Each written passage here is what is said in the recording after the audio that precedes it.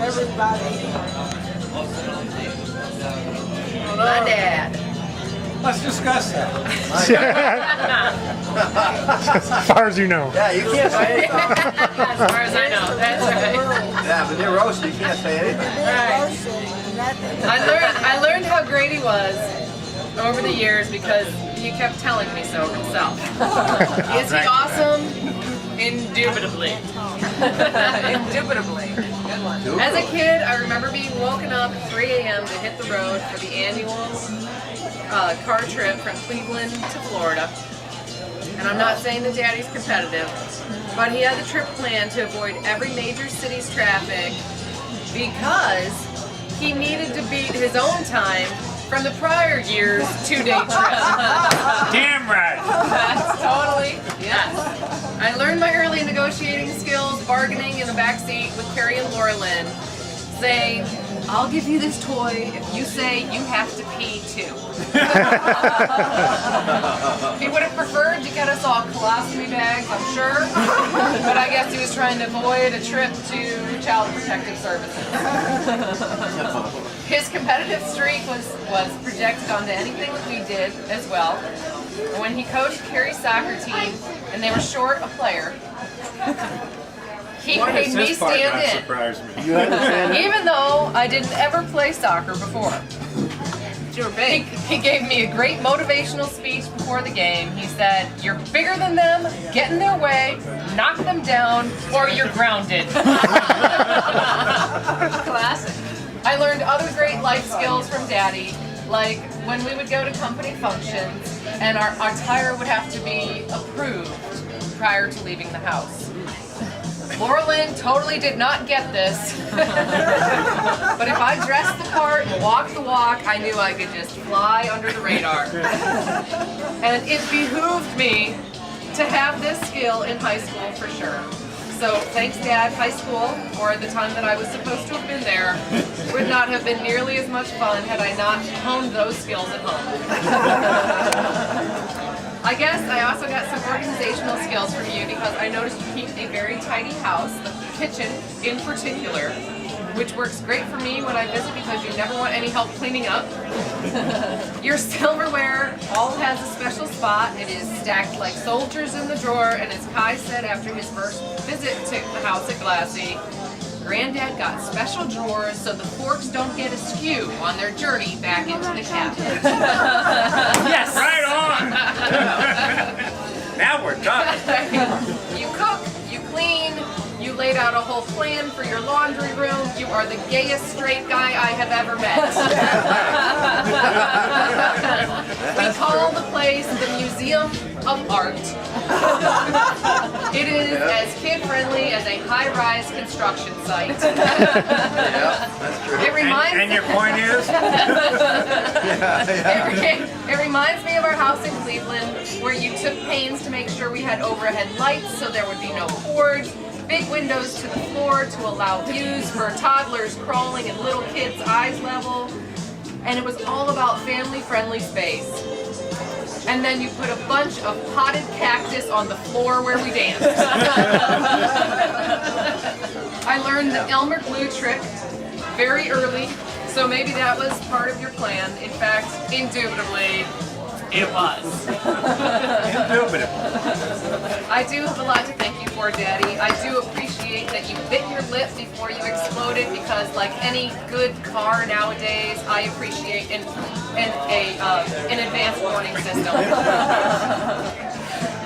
But really, thank you because I wanted to say thanks for many hours spent, science projects, my animation film, visiting colleges. You always made sure we had experiences. We never wanted for anything, but you made sure that we were exposed to places, people, and cultures. Yeah, you and I have had some rocky roads in our relationship, but I think we've come out of all of them stronger and closer. And now don't call me nuts, but thank God for prostate cancer because it diagnosed your heart issue, and I cannot imagine not having had this time with you. I discover more and more that we are alike, or that I am apparently in training to take over as Supreme Commander of the Western I love you, Daddy. You're always about fundamentals, and I leave you with this. Make sure you have a lot of fun while you still have dementals. Happy birthday, I love you. That's awesome. I love you, Daddy.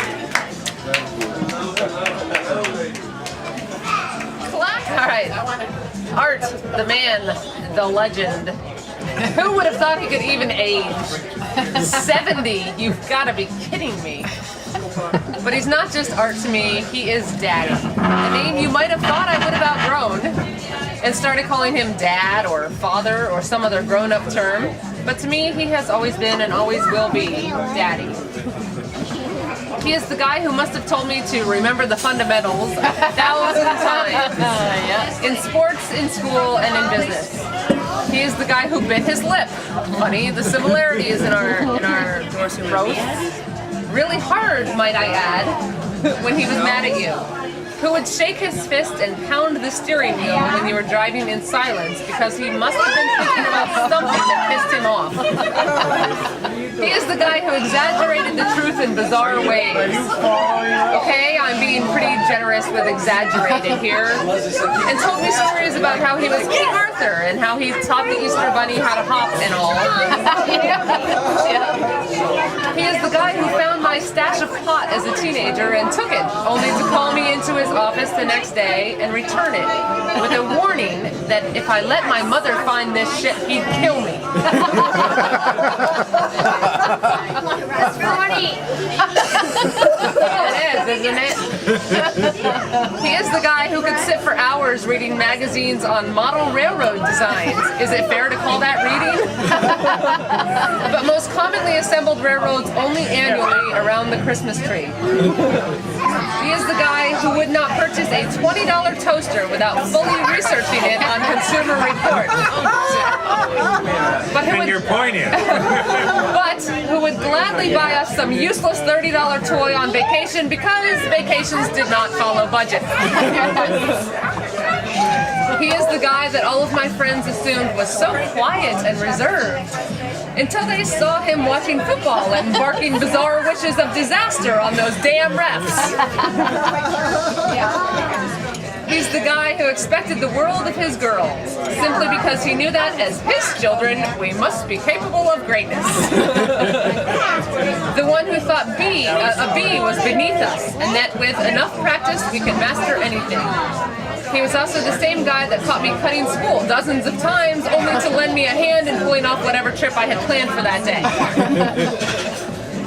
He is the guy who would turn up the Miami Heat soundtrack as loud as it would go and time his racing acceleration perfectly so that we'd get air on the bump on Woodhill.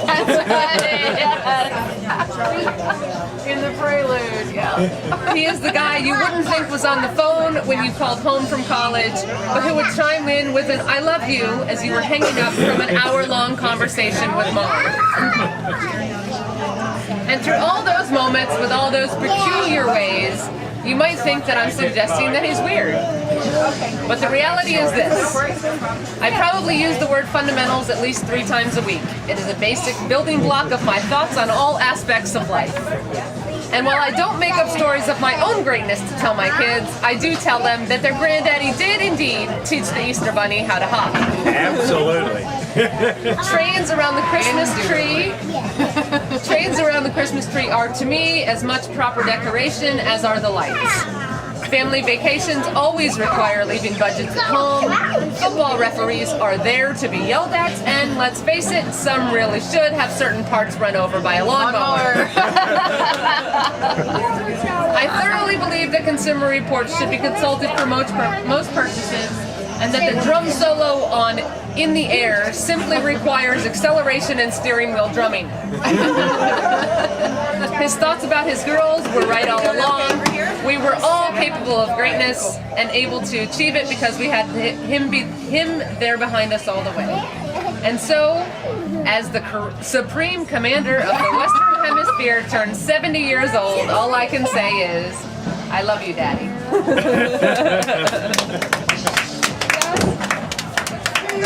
wonderful, but Thank you, sweetie. very familiar to me. Very surprised.